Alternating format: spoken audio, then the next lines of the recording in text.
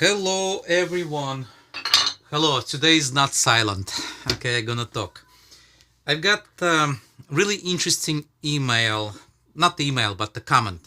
My apologies. Let me see if people connected. And please let me know if you connected, if you can hear me good, if the quality of the picture is good. And let me know how is your day so far. Some of you it's still day, some of you it's already night, and for some of you it's already like a morning. But anyway, so again, I did not plan to connect, but I decided to connect because I've got really interesting comment from John. So that was commented on yesterday's silent wood carving session. Okay, let me read it.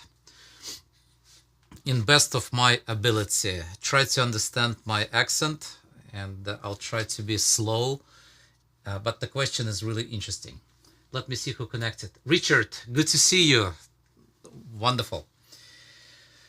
Alexander, I know you probably have been asked this question a million times on one or more of your other videos, but apparently I missed it if you did. I realized you are a true artist, and in a sense that you, not unlike me, love to work with the wood a lot. My Achilles heel is that I cannot draw original designs. Instead, I have to rely on design drawings created by other artists who have the ability to create an original drawing itself.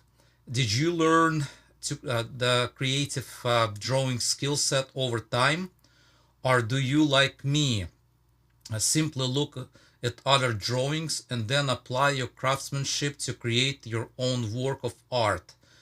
Your own change here and there to make the drawing yours, and then simply apply it to your wood project. Thank you for any feedback to help me get past this issue. Okay, I hope it was a clear question. To simplify that question, if you are a wood carver, you carve, okay? So do you really need to possess ability to draw, to design, and then, just to carve, or you can just rely on the knowledge of others and just pretty much just to go on Pinterest and print design, glue on, and carve it? Well, to answer that simply, yeah, nowadays it's probably much easier. You can just, like I said, just to go online, you can Google any image, any period. You can get the Baroque, you can get Rococo, you can get Gothic, you can get any style. You can get the Northern Baroque, you can get English Baroque, you can get Italian Baroque, you can get Venetian Baroque, you can get all types of sub-styles, sub-periods. And you can just go ahead and replicate. So, simple answer, to be able to carve, you really don't need to know how to draw. I mean, it's just the honest truth. So if you just like to work with your hands, okay, so there's no need. But on another hand, wood carving, it's the only thing that actually combines a skill set which you're working with your hands. Obviously, you're working with with the gouges, with the hand tools, and so on. And that's a skill set as a woodworker. Plus, you have to add ability to create a design, okay? Artistic part of you. So one of the books actually I read, it says it's the only skill actually. It's just it's like a marriage between artistic part of you and technical part of you. Let's put it that way. So do you have to learn how to draw? No, not really. I mean, you still can do technical part. But in reality, you're not going to have as much joy. When you create something, when you create something with your own hands, when you pretty much design the whole thing, and you understand what is behind, you can tell the whole story pretty much just, you know, step by step. And you can when I'm teaching design for wood carving, I can take like the whole day explaining all the principles, all of the laws, all of the rules, all of the commandments of the design, because it's not the same as a composition design for fine art. Okay, yeah, in a fine art you can get by certain, you know, knowledge. If you know golden ratio, if you know some of the other rules, you should be okay. You can just position some of you even don't worry about the golden ratio, rule of thirds, and you should be fine. At least Hollywood, you know, movie designers, they follow those rules. But design for wood carving, it's absolutely different, because you're working pretty much in three-dimensional world. Okay, so you have to see from all of the sides. So you can't just do exactly the same what you would do when you're designing for the fine art. Okay, so the question was personally to me, am I recreating the work of others and just to do the changes, or I design my own? Okay, it's not a simple question as it looks. Okay, if you look at this piece, I hope you can see this piece right there. Okay, it's flowers, some kind of movements. It's Baroque. Some of you who do know some period, you will see there's some French influence in it. It's like you know, curly movements and stuff like this. But if you're gonna try to find original, let's say from 18th century stuff, so which is actually related to 17th, 18th century, pretty much 17th, 18th century, you're never gonna find any carving or any other form of art like let's say plaster work. That is absolutely 100% original design. 100% original design. Okay, and I do actually follow certain rules, certain laws when I followed all of the laws when I created. I got the whole story based on that. Okay, and you see, when you look at that piece, you see only flowers. You see some you know, movements, and that looks good. Yes, I won really good awards with this piece. I was in magazine on the front, on the back with this piece. But people don't know. A lot of people don't know the story behind that, and I'm not going to tell you now. But like I said, there are certain rules, certain laws, certain principles I followed. Pretty much it's a 10 commandments. Okay, 10 commandments of the design. My approach when I design for wood carving, I call it war and peace. Yes, war and peace, like Leo Tolstoy. If you're familiar with the Russian writer, if you're still okay with Russian writers. So it's a war and peace.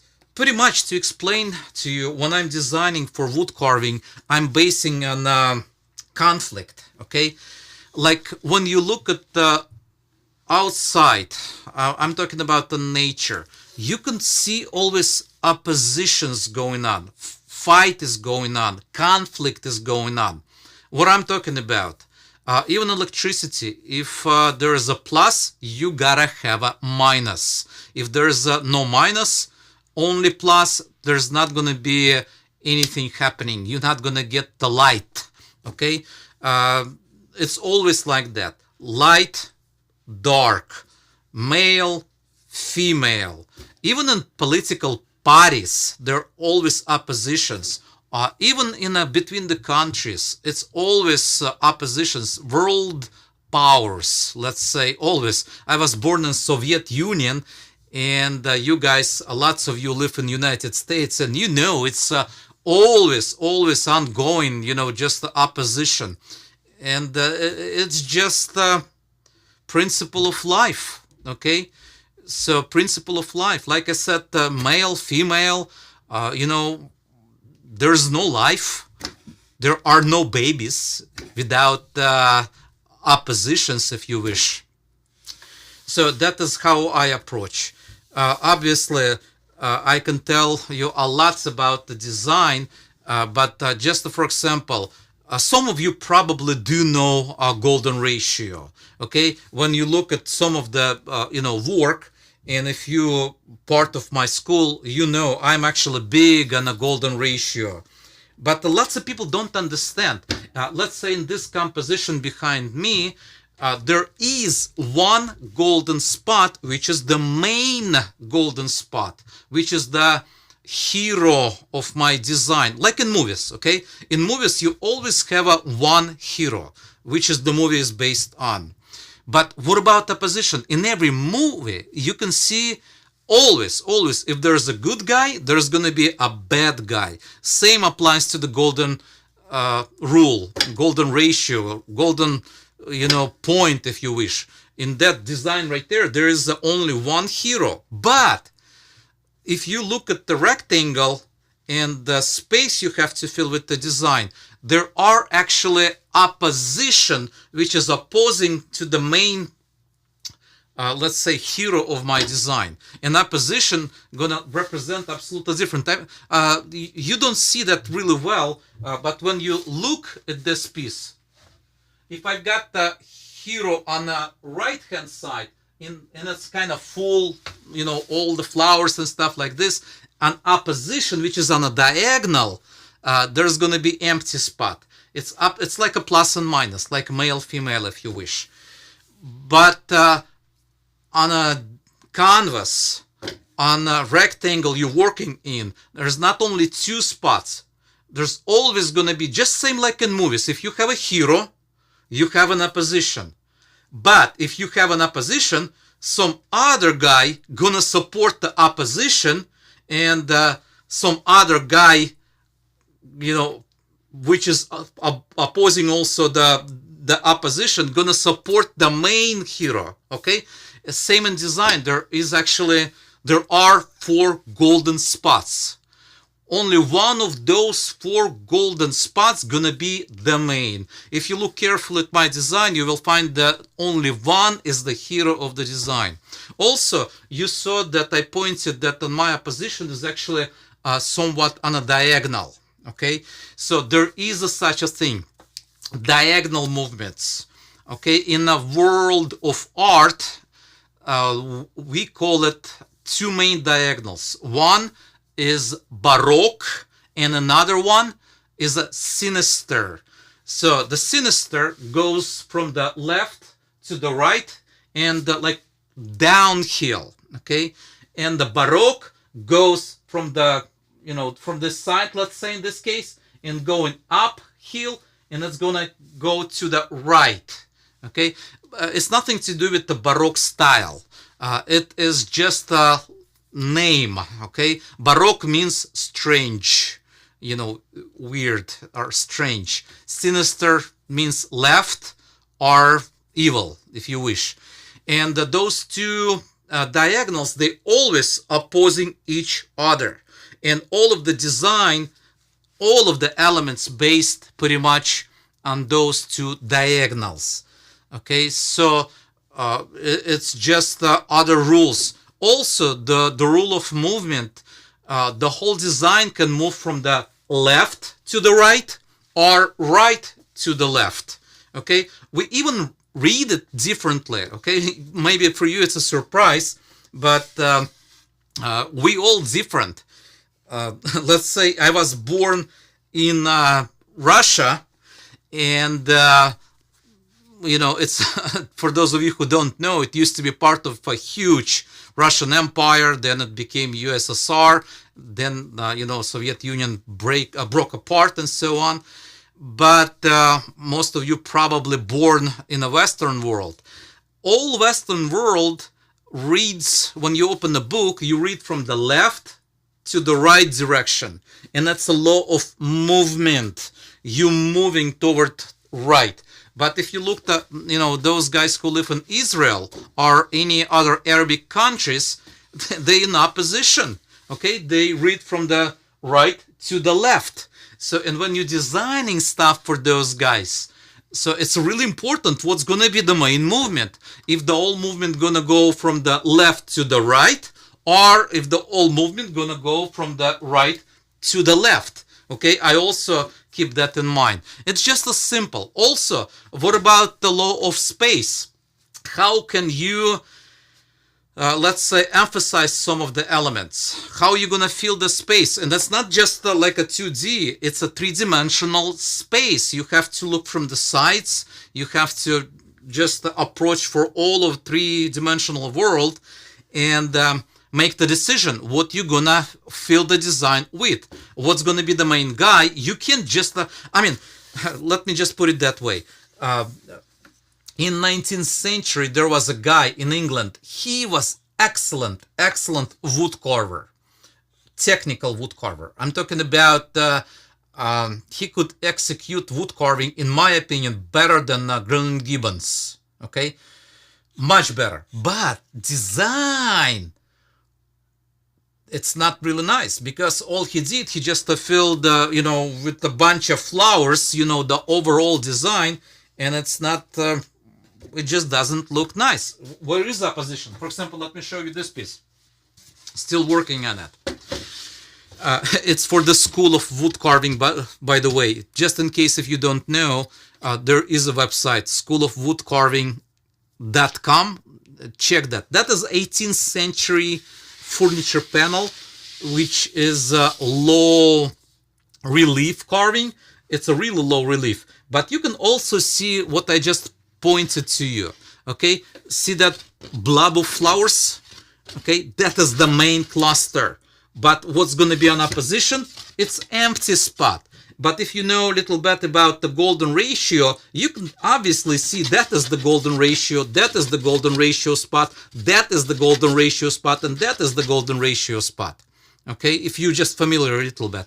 So I actually explained line by line, and some of you, I know you are members of my school, and some of you actually carving that.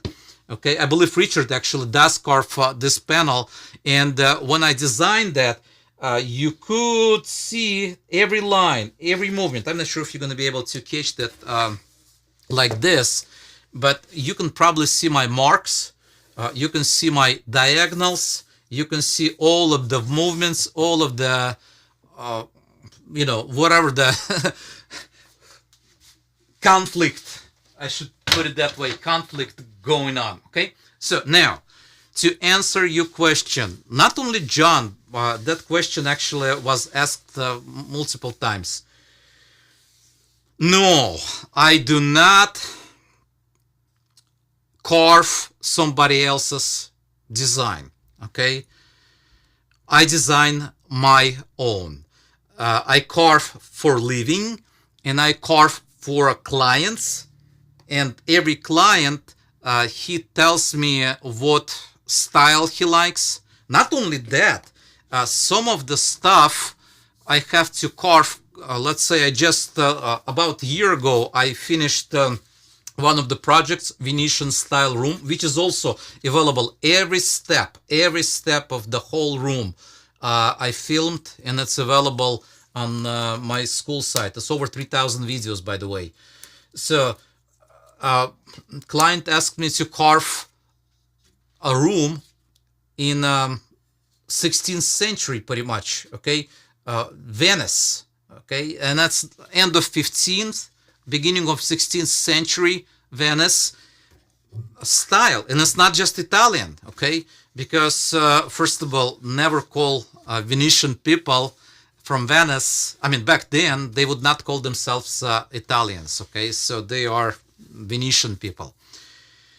It's different nationality, by the way. Even it's not even related. But the point is, think about 15th century, 16th century.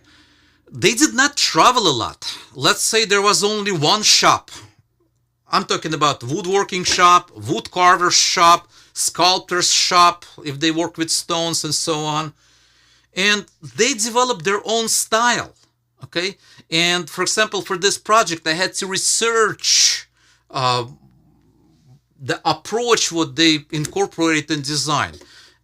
And still, I did not steal any elements. I did not, well, I shouldn't say steal. I did not replicate it original work, what was carved before, but all of those designs in this room, all of those elements, you can definitely see it as a Venetian design, okay? So like it was done in 16th century. That is a Venetian room. But I still had to design, okay? So you tell me style you like, and I have to do the research and do, my own design based on that period. But if you're gonna go back and try to Google the same picture, you're not gonna be able to see. It's not replica, let's put it that way. I'm not in business of reproduction. Nothing wrong with that, by the way. So I know some of the really good guys, furniture makers, they do reproduction work, and they do an excellent job, okay, on reproduction work. So I don't. I should probably.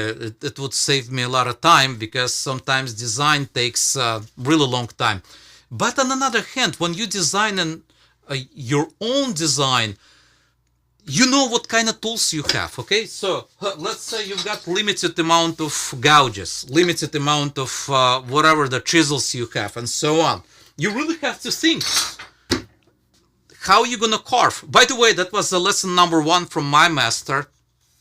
When I thought I already know everything, and I carved since childhood, but when I became an apprentice of a true master, he gave me a piece of paper, and he said just to draw a acanthus leaf.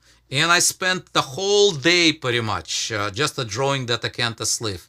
And then when he came back, I was so happy just to show him how beautifully I've done. It was looking good, in my opinion. It was just look, master.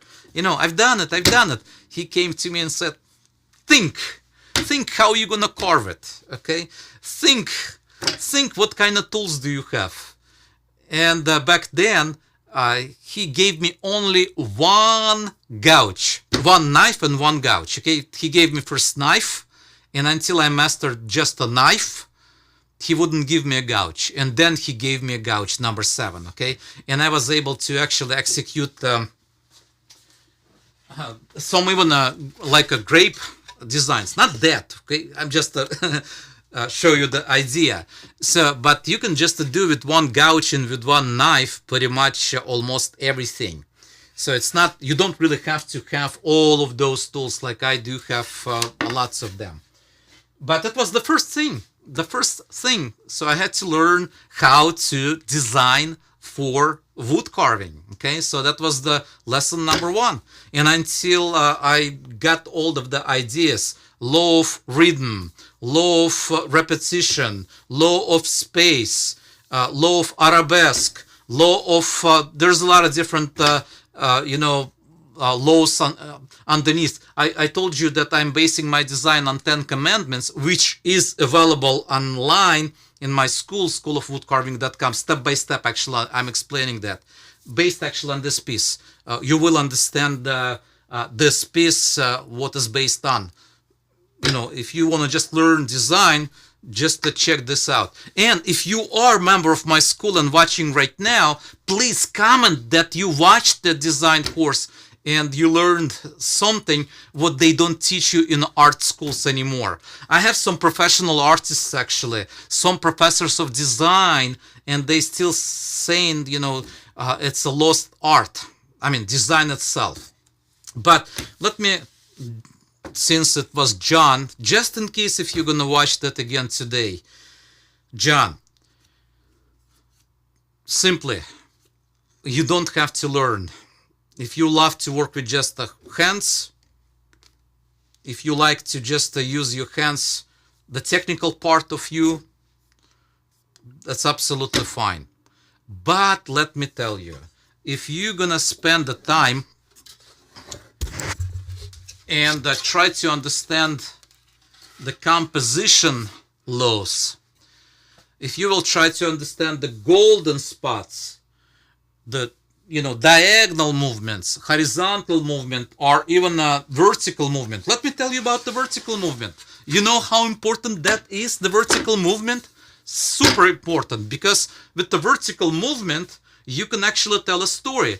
Is everything on a falling down, or everything is on a rise? You can actually tell the whole story. If your life is really down right now, like you're depressed, you're designing everything like on a fall.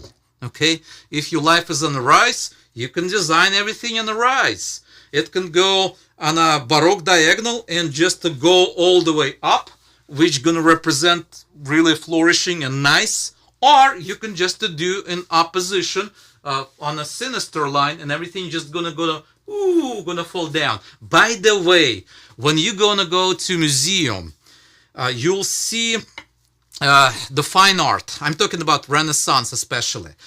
Come closer to the canvas. You will see the scratches on the canvas, okay? You will see actually the diagonals. You can see all the circles. They followed those rules. It's not just like expressing yourself with a few splashes. No, everything was based on laws. Classical approach, of course. But really interesting. Some of the fine art, I'm talking about paintings, will be the main diagonal sinister. And if it's a sinister, which is going to go like from the left to the right, it's going to show you some kind of either naked woman or some kind of negative stuff. It's going to be always on a fall. If it's going to be something related to good stuff, it's going to be on a Baroque. Okay, so it's going to be opposite diagonal. I'm not sure if it's interesting for you or not, but again, like I said, you don't really have to know all that. You don't have to worry about that. Just go ahead and take gouge and carve whatever you want to carve. Just a print. Go ahead and print from the Pinterest or Google Pictures and from books, which is absolutely fine. Or you can try to design something. And that's the most challenging, by the way. Technical stuff, there's not too much complexity in it. I mean, anybody can learn how to dig with the chisel, inside of the wood. Okay, you're going to become a professional master chiseler, okay, or a wood poker, because you are poking inside of the wood. It takes you maybe a week, maybe a couple weeks, and you can get pretty much an idea. By the way, I'm going to be teaching in Mark Adams School of Woodcarving, or Woodworking, School of Woodworking in Indianapolis, state of Indiana. I'm going to be there in October 16th, just in couple weeks, about 10 days from now, 13 days, 2 weeks from now. So go ahead and check if there's available spots. markadams.com, okay, or on my site schoolofwoodcarving.com, just to check in person, and I'm gonna be there teaching. So, and I will probably touch some of the bases, and I can actually come to you and just to tell you, and try to answer your personal question. Not personal, I'm talking about related to wood carving, okay? Don't get me wrong, okay, please. So thank you very much. Oh, by the way, don't forget to express your love toward me if you like it. Do I need it? Yes, I do. And yes, I really check, if it helps you or not. Do not forget to comment. It's important. Also share it. It's also helpful. I don't want to be discouraged with those videos. Let me check some of the comments. And I hope this subject was good. Thank you very much, John, especially. John, you are the best. That was the great question. Well put. You've got really long question. I did not have to guess. You know, what do you mean? Because sometimes some people writing me a question and I have no idea what do they really mean. Okay, let me check. What's cooking? Richard, Fabio, Ola, my friend from Brazil. Fabio is asking, what about use left hand to carve? Fabio, the question is like this. What about use left hand to carve? Well, if you are a wood carver, you really have to learn how to use both hands. Okay, yes, I'm a right-handed and I usually hold my handle with the right hand and the left hand is just on the blade. But in reality, when you're working especially on the big pieces, you have to swap your hands and use both hands, okay? And it's really easy. It's not even complicated stuff. So you're working like this, if you're right-handed, okay? And you just swap your hands. I'm gonna do that slowly for you to just understand. There are multiple ways. You can do normal way, swapping your hands, or you can actually do like this. I'm not sure if you catch that or not. Like this. Okay? Right hand, left hand. Right hand, left hand. Let me show you this way. Right hand, left hand. Right hand, left hand. It's really easy. But that is a good question. You're not going to feel comfortable if you did not use both hands before. There is a trick you can learn to use both sides of your brain. You just wire it a little differently. When you're brushing your teeth in the morning, and if you are a good person and you're a smart person, you brush your teeth at the evening also. If you're right-handed, you usually brush your teeth or whatever you do with the right hand. Okay? Try to alter the days. Let's say if Monday you brush with the right hand, try to brush on Tuesday with the left hand. And again on Wednesday, and again on Thursday, and again on Friday, and again on Saturday, and again on Sunday, and so on and so on. Just to alternate. Okay, just to change what hand you're using each day. That helps actually a lot. Then you're going to be able to use both hands when you're carving. Excellent question. Let me see. Richard is saying, Fabio, left hand is just as good. It's great to carve with both hands, so you don't have to move the carving so much. Oh, absolutely right. John Beecher. Hi, John. How are you? Glad to see you making more videos lately. Yeah, well, that I was busy all day today, but I'm not sure. You people didn't watch much yesterday, and I again don't know if I'm wasting my time or not, because you don't comment as much. You really have to comment for me to let me know, because I don't have to do those videos. Okay, so YouTube doesn't really pay anything, so at least me.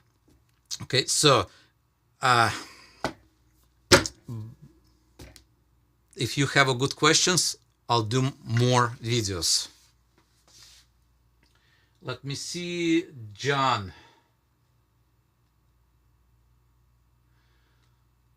John is asking, seems complicated dealing with positive and negative spaces. Also, question. Besides basic forms, how do you approach something new? And what products are good to use before working on expensive wood? John, first of all, there's no such a thing as expensive or cheap wood. It all depends what you want to achieve. I would start right away with the basswood. If you're in the United States, American basswood, okay? It's not as expensive in some places. Some places actually they do charge a lot for this wood, but it's not as expensive. Basswood is the best. If you live in Europe, that would be lime wood or linden wood or tilia wood or lipa if you're in Russia. So that is the best, doesn't matter, beginner or the most advanced. When you go to England, to the most beautiful palaces with wood carving of Greenland gibbons, all of those wood carvings, all of those carved pieces, they're all done in a lime wood, okay, which is the best wood, pretty much the same wood. Doesn't matter if it's going to be 18th century, 17th century, 15th century Germany, Tilman Riemenschneider, okay, famous wood carver. All his carving is the same thing. It would be equal to American basswood. Of course, he was carving linden because it's Germany, linden wood, but it's still the same thing, you know. It's still the basswood.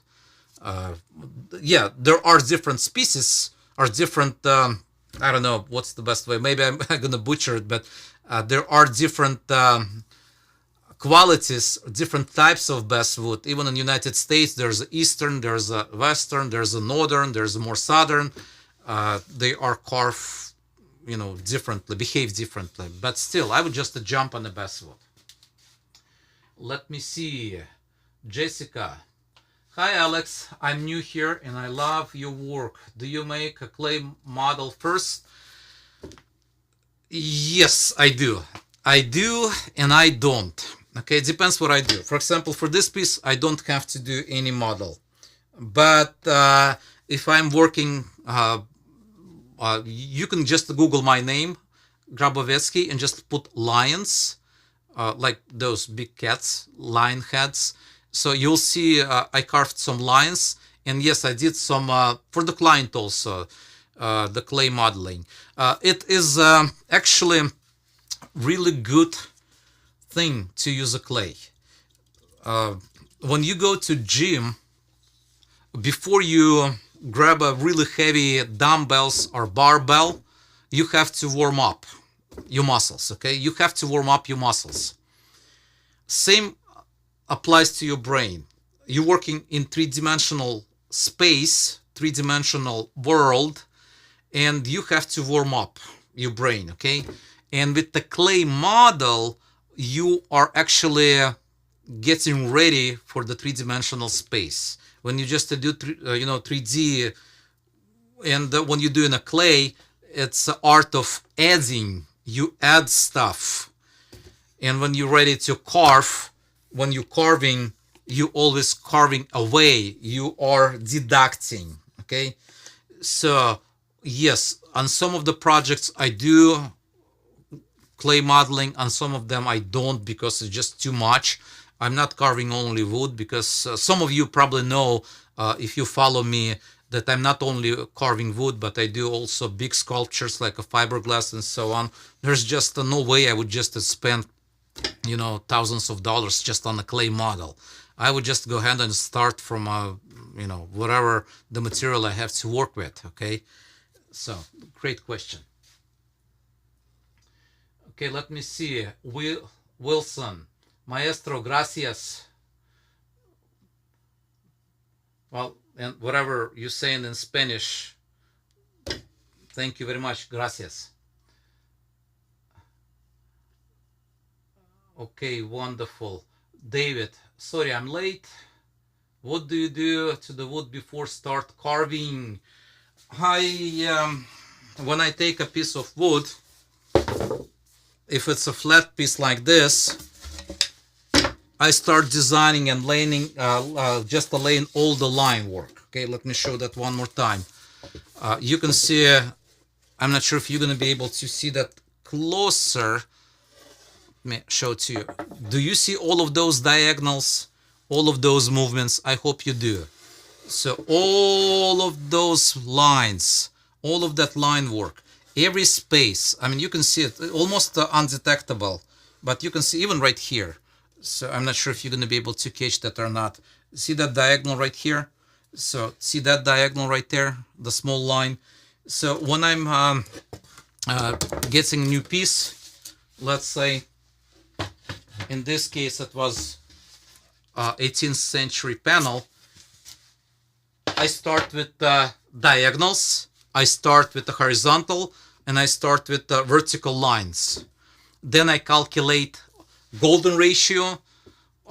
There is such a thing as a golden cut or golden section, but section is just a line. But I need to calculate what is the golden spot. What's going to be? There are 4 main golden spots in every design. One of them going to be the only one, which is the hero.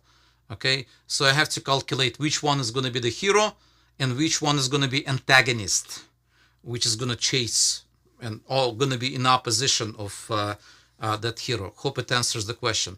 Line work, pretty much, it's what I do. Even if at the end you see only flowers and stuff like this. Again, online I do have a similar project called the Hashemi flowers, and you will see all of the line works from the beginning. So you can see you will see diagonal lines, vertical lines, horizontal lines.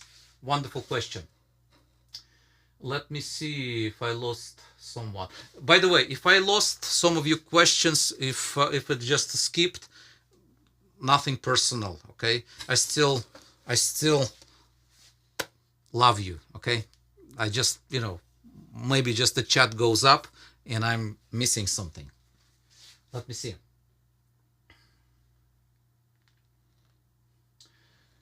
Richard is saying, oh yes, the design course was great. Learned more than any art class I have ever had. Made me want to start learning more about the drawing and techniques to improve my carvings.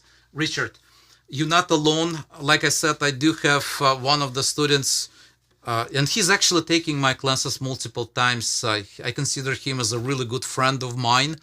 He is a professor of design in one of the universities, and he still teaches, but for over 40 years he teaches the design, but he still likes to take class in person with me to see the different approach, okay, because I approach differently. I approach the ancient way, like prehistoric way, if you wish, approach to design. Okay, let me see. Fred, is there a historical Russian tradition of carving? If so, has socialism changed that? Fred, such a wonderful question. I even don't know how you came up with the question like that. Okay. Every culture, not only every culture, every town has own tradition. Russia is huge. I mean, look at the map. Okay, it's huge. There's so many regions. We're talking about Russia even now, 11 time zones. 11 time zones. It used to be more than that, okay? Huge country. So, every region has its own tradition. You cannot say Russian tradition because Russia is so huge. Over 100 different languages. Original, okay? We're talking about people who live there always, forever. It's home, okay? Over 100 different languages. Every language, every nation has its own tradition. Did socialism change some of the Russian tradition? No, I don't think so. It's not only, it did not change, it's actually added to the tradition. Same like everything just influences. Even in United States, let's say, when United States was not United States, it was only like a colony, or colonies, I should say, multiple colonies of Great Britain. You can go to the houses built in that period of time, and you can see Georgian style. I'm talking about millwork, all the casing, all of even how the crown molding is shaped is going to be Georgian style. It's going to be bulging and so on. Then it's going to be changed after the revolution, after freedom. It would be like a more federal style. Even moldings are changed. it's not really changed. It's added on top. Some people would still go on and build on a previous knowledge of Georgian design, and some of the guys decided to build just a more federal style. Tradition cannot change. It just enriches. It just gets more and more and more richer. Let's say even, for example, this piece right there. You can obviously see French tradition. There is some French tradition mixed with some English tradition. But it's still there. It's just like multiplied together or unified together, added to each other. Okay, and same in Russia. Yes, overall, like a Slavic culture, not only Russian, but overall Slavic cultures, all of those countries, Ukraine, Russia, you're talking about Yugoslavia, Poland, all of those Slavic countries, even Bulgaria and so on, those countries, we do have something similar, okay, like let's say Slavic tradition. But when you start dividing or localizing, you will see there are different traditions in every location or in every country. I hope it answers. Classical approach, socialism, did not change. It added to the sum of the tradition, but then disappeared because every period comes and goes. Okay, hope it answers. Let me see. John is asking, do you use a possible light source above your work surface to get different light effects on your project? Oh, absolutely, yes. Let me tell you, you don't see that, but my main light is actually goes from front and just shoots on an angle this direction. That way, when it just shoots toward myself, it casts the shadow, and I can see the shadow really well because it casts from this point, goes that direction, and I can carve much better. That was the reason why in like 18th century, 19th century shops, they would place the workbench against the window. Okay, there's going to be window, and the light going to, just to get through the window on a workpiece. And yes, I do sometimes low light, not on the camera, of course, but I can get really low like this, shooting more shadow. Because wood carving is all about the light and shadow, pretty much. I do. Let me see.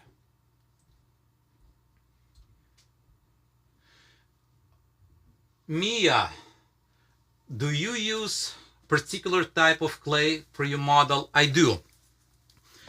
I use a soft, it's called Surgent clay.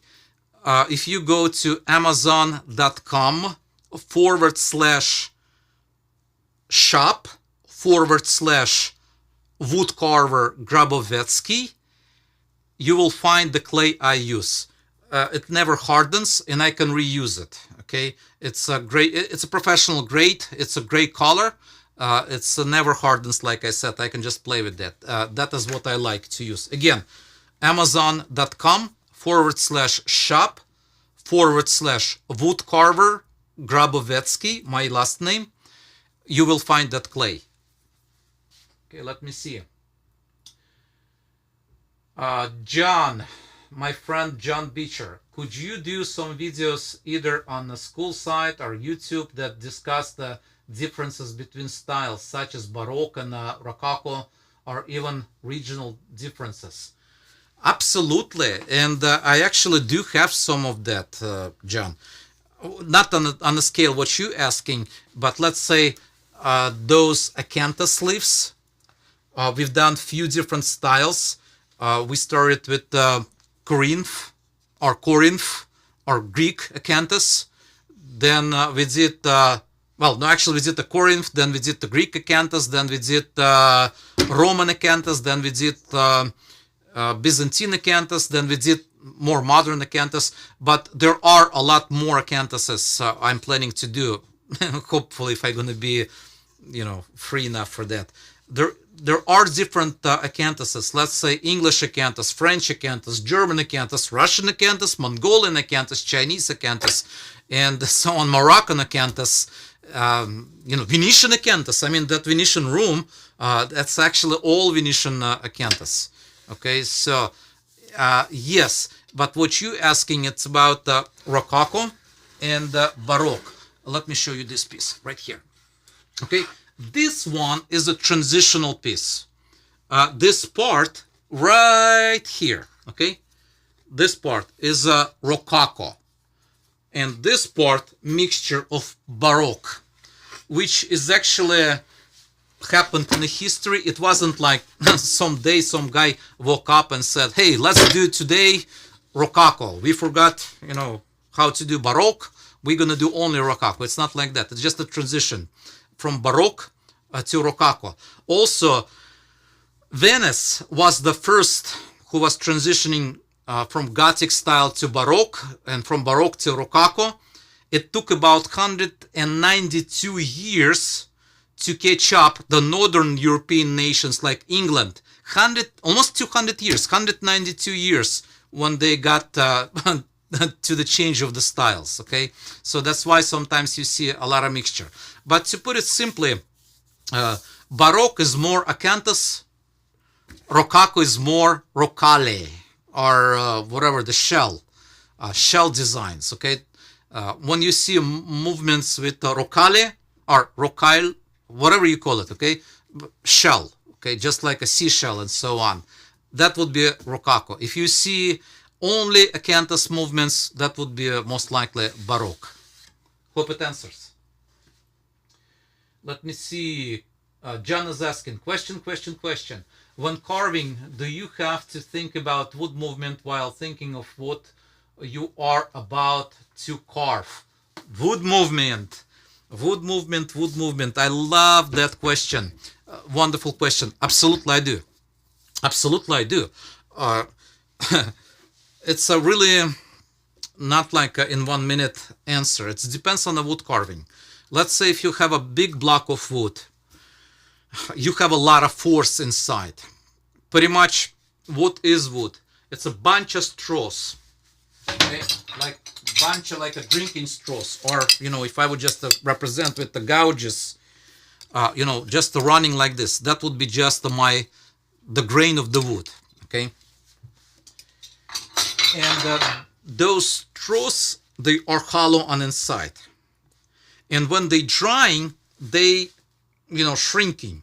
shrinking, and inside of every piece you will see some rings, and you will find where's going to be the center. Where was the center of the tree? Let's say there's a log, there's going to be a center. Closer to the center you get, a lot tighter those pipes going to be to each other, and they're going to pull a lot more. When it's going to dry, they're going to pull. Yes, I do think about it, but I'm not going to explain to you now because I already did the video. Please, just to check my channel, previous videos, the wood movement, and you will see what side going to be better to carve on. To be, just to answer that simply, you really have to break that force. And if the most force located where the heart of the wood is, closer to the center of the wood, you obviously carve that out. You actually break those pipes, okay? So you break that force, then you're gonna eliminate a lot of movement, okay? So you're just working against, the force of the heart of the piece of wood, okay? Of course, obviously, you really have to think about it. If you have to laminate, you have to glue pieces together, multiple pieces. You just alternate the grain, okay? You just alternate every board. Let's say if it's gonna go like this, the next piece is gonna go this way. If the next piece is gonna go this way, the next one is gonna be an opposite way. That way it's gonna counterbalance. Hope it answers. James Svoboda or Svoboda, have you ever try carving green man design. I don't need to try. I know I'm capable of carving green man. I just don't like it, okay? It is just my personal thing. I mean, that's okay. It's nothing wrong with me. I just don't like the green man idea. There are lots of good carvers who's actually carving green man. It's all they do pretty much. They just carve faces inside of the bark and in the side of the trees, or just a green man like English style, just from the lime wood and so on. It's not something I find joy in. Okay, so am I capable of? Oh, absolutely, yeah. There's it's still carving, it's still face. I mean, you're gonna be able to pull it with no problem. I just don't want to do it. Okay, like I said, when I'm carving, I want to be enjoying it. Okay, that's one side. So I hope it answers. Alec Lacassi, he's a really excellent carver. He knows how to carve those guys, okay? He's also got the school. So, another question. John is actually asking, what's the right approach to having your own style? Steps from inspiration and onward. To develop your own style.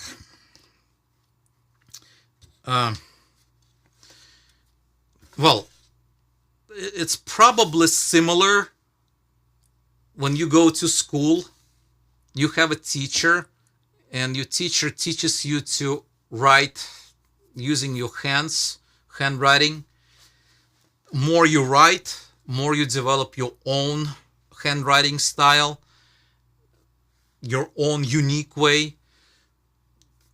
When teacher looks at the pieces of whatever the homework lots of people done, and for example teacher looks at at your work, teacher can recognize that was John. Okay, same with the wood carving. I think doesn't matter how you try to replicate, it's still going to be your own style. By the way, Chippendale furniture maker, a lot of guys actually try to replicate his work, and the true professional appraisal, he can see just by the strokes. So that was true Chippendale or it is fake. Even if it looks, when you just put two pieces together, it looks similar. But even the way how you cut, it's still going to be different.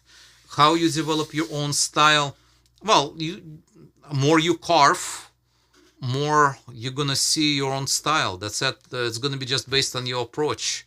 If you don't carve, you don't start with the style. Of course, like with the handwriting, like I said, you can't see the style if you never wrote anything. So you really have to just carve, write, and then you will be able to see your own unique style. I hope it answers. Okay. David, Alex, what do you look at when you are picking out the wood when you need for your next project? David, excellent question. Well, first of all, I look for that piece of wood would be clean. Oh, no, it's not that. I'm looking at the price first. Okay, I'm looking how much it's gonna cost. But I'm buying big quantity, okay, like by the trucks. Because I do sometimes big rooms. I can't always take pictures and even film some of the projects just because of the clients. They request not to post or anything. That's why I'm actually buying a lot of wood. Obviously, I look at the price. The second time looking if it's clean or not. Okay, if if it has a lot of streaks, like a blue color, streaks going on inside of the wood, I would probably eliminate that. If I can see some soft, like a sapwood, I would probably eliminate that.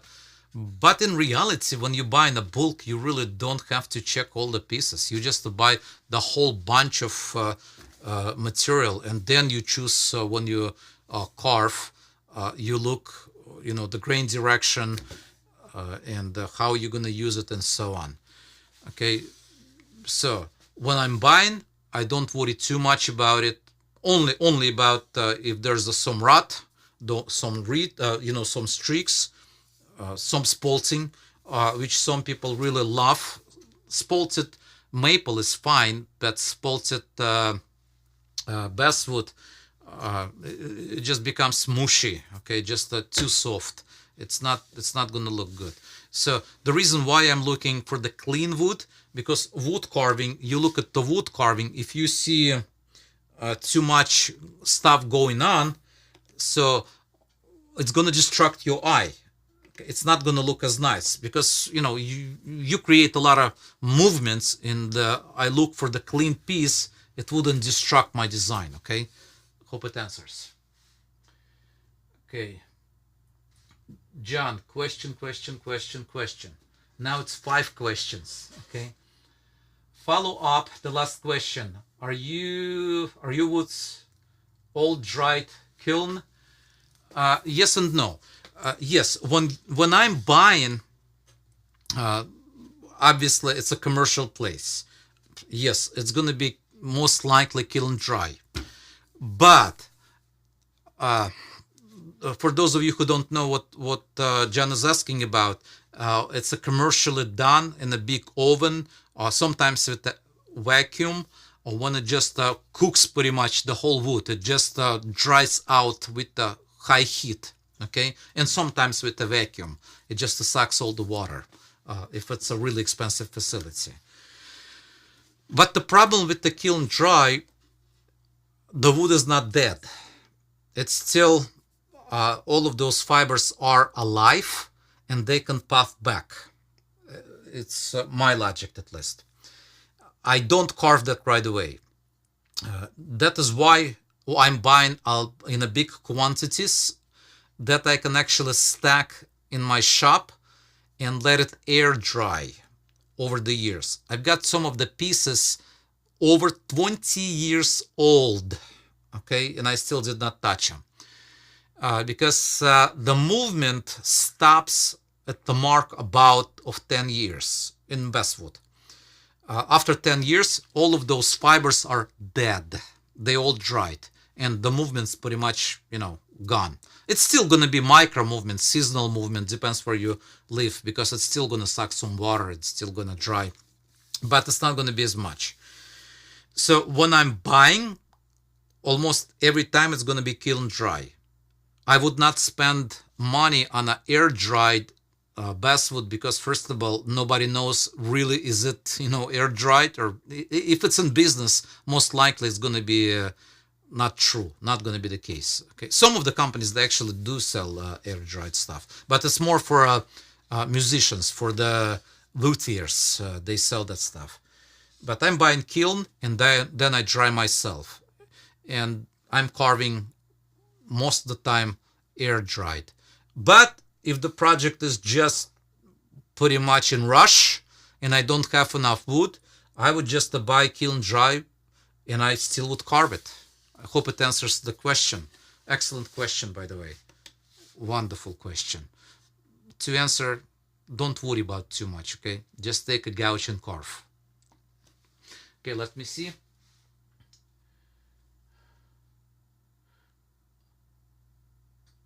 Okay, question. John again.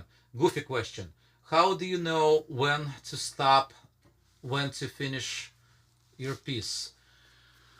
Ooh, you got the best of the best questions, John.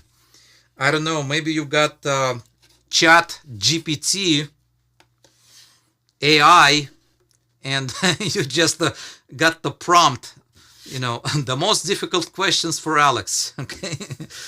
But anyway, so when do you know when when the piece is finished? I would answer to you, you never know. It's never finished. Leonardo da Vinci said, there is no such a thing as finished project, only abandoned. There's a certain point when you just have to say, enough, boom, that's it. Or your client gonna say, there's a deadline and you gotta ship it. Then you're not just gonna tell them if it's finished or not. But if I'm working for myself, I don't know. Really, I don't know when it's finished. I mean, it's it's an honest question.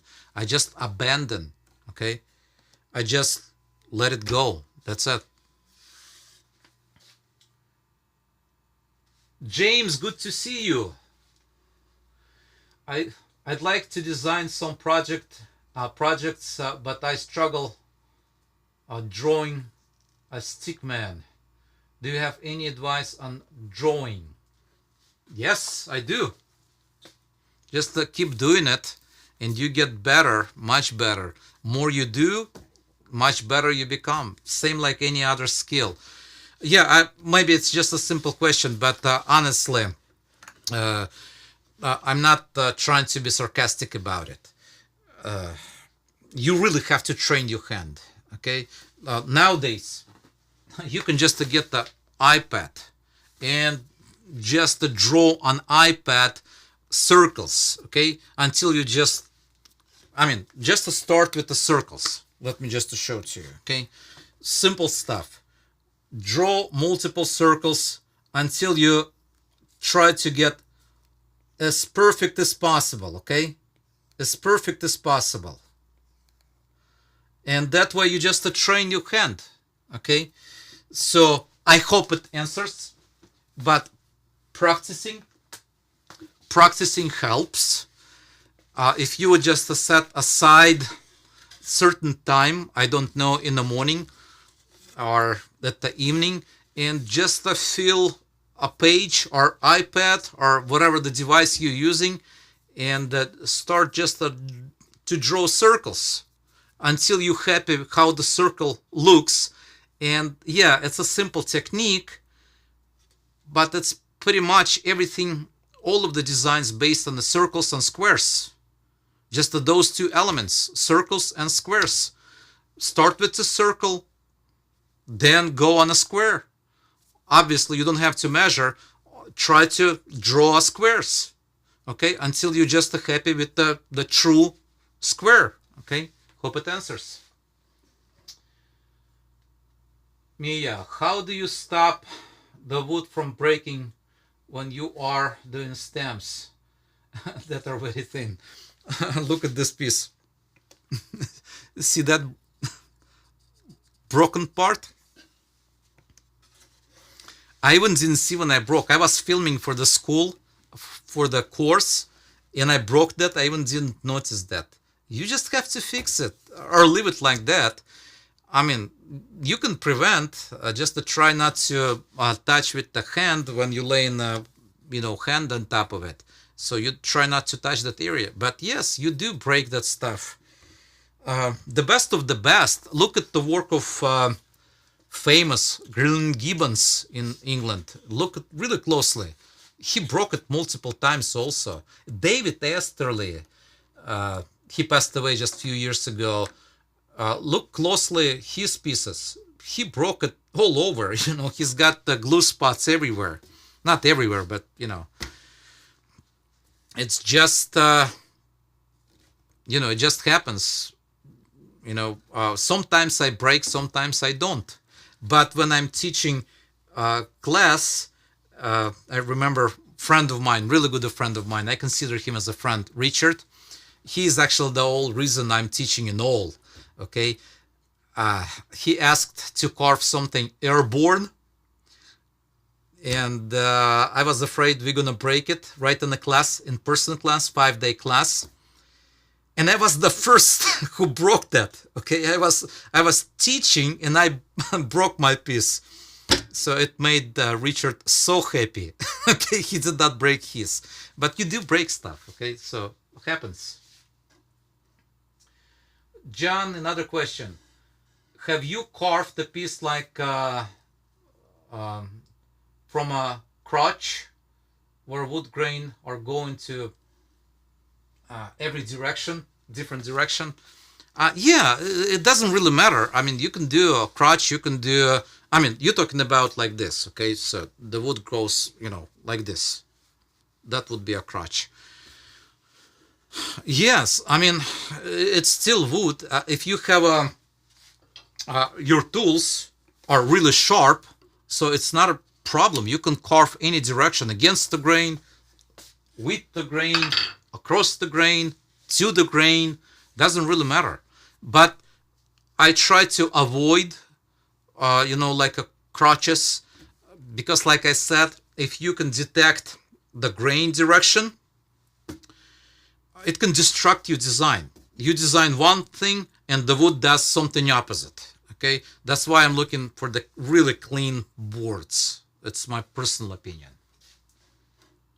And I guess that's it, wonderful people. Oh, by the way, don't forget to hit that like button. It is important for otherwise YouTube doesn't show that all of those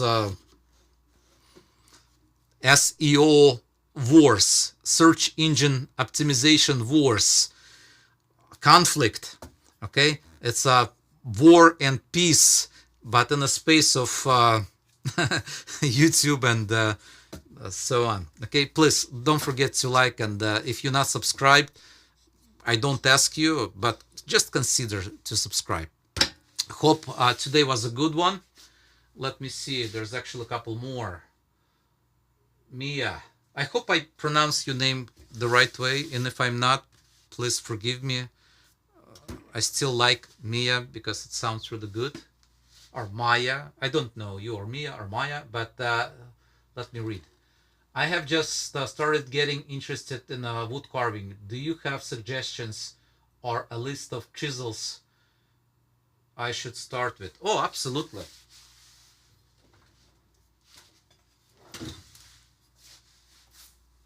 That's what you have to get. Just a knife. That would be your first and the most important tool. Once you master your knife, then you can just get your first gouge. In reality, you can do 99% of lots of work with just a knife. Yes, more professional you get, more professional tools you're gonna get. But like I said, my master told me, until I master a knife, knife is your friend, okay? So you have to just master with the knife. And I do have actually like a couple projects online with just a knife. Oh, by the way, right here. That was just done with pretty much with the knife. And that is available on my school site, schoolofwoodcarving.com. So that is only one knife. That's it. Well, maybe I used a small gouge later on. But with the knife, if you just start it, you can do a lot of stuff. Obviously, you cannot do anything complex like those guys with just a knife, but you can do a lot of stuff. Okay, let me see. James, how do you approach carving leaves on a chair legs? Furniture style. Same thing. Same thing. Exactly the same approach. It's gonna be just depends how low or how high relief carving you do. What kind of chairs? If it's 18th century chairs, it would be most likely about 1/8 of an inch, maybe 3/16 of an inch, sometimes a 1/4 inch, 6 millimeters deep carving. But it's the same approach. You outline first with the gouge, then the second you just establish the main form, you just boast, we call it the boasting stage, the whole thing, and then you work on details. 3 steps. Okay, so you outline with I use for outlining number 11s. That's the, if you are furniture maker, number 11 is your friend. Number 11 is a veiner. It looks like a U shape. Okay, that's not the gouge, it's not the chisel, it's a U shape. By the way, let me show it to you. Right there. Maybe I can actually get the big one. Okay, hold on.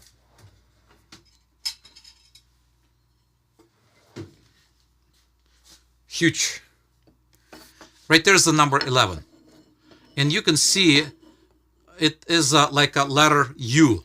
Okay, so that is how you outline with the number 11. Obviously, you can get the big one, you can get the small one, but that's step number 1. And then you just, even with the number 11, the second stage, you establish all the movements with the number 11. Because it has a U shape, you can actually kind of lean to either the sides. Let's say you lean with the flute to the left, like 11 o'clock, it becomes your number 7. Lean more, it becomes number 3. It's just a multi-tool in one. That's why I love number 11. But again, I explain that stuff on my online classes. And in person, of course. Let me see. David. I think the greatest athlete in any sport wasn't the great in the beginning. They just keep practicing and playing. Then one day, they was great. Yes, they became great. Oh, absolutely right. More you carve, better you become. And there's a never stopping point. You learn, learn, and learn until you die, I guess. And it's a joy. I can tell you another friend of mine. You'd be surprised. He is much older than me. And he's a professional wood carver. He carves faces. His name is Roy, and I really admire him. He's one of the best, okay? One of the best. Also, he is part of my school, and also he's taking my classes in person. He carved faces before, but now he loves to carve flowers, okay? We did the class last year and this year, Glenn Gibbons style of wood carving.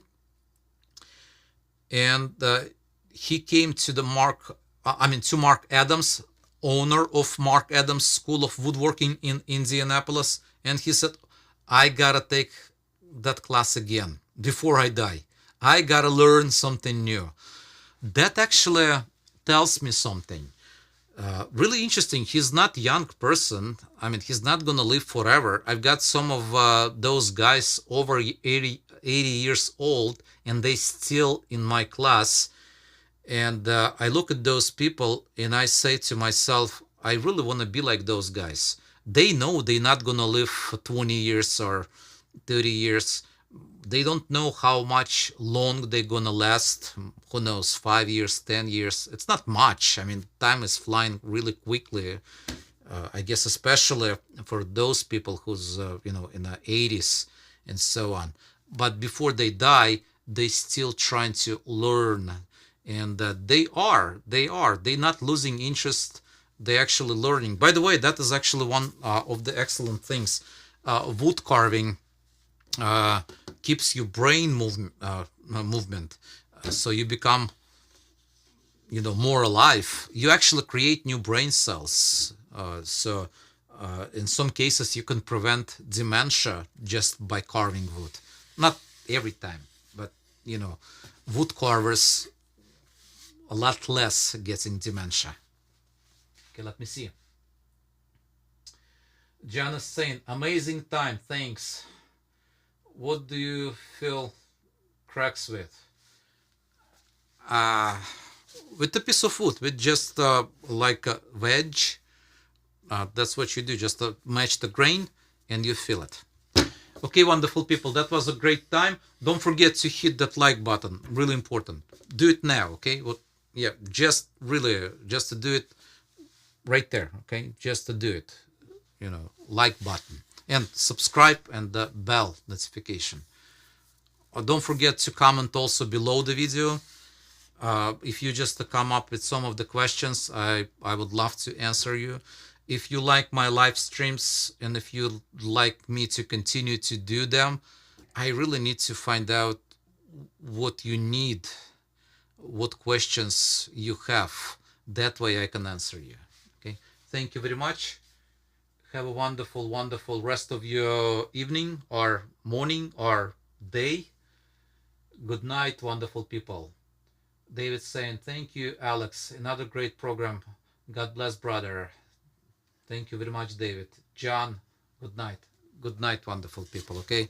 Don't forget, hug someone, express your love. If you have children, if you have wife or husband, grandchildren, hey, just hug them, express your love, okay?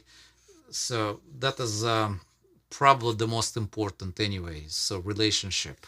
I mean, again, it's my opinion, but I think it is. Have a wonderful day. Thank you, thank you, thank you.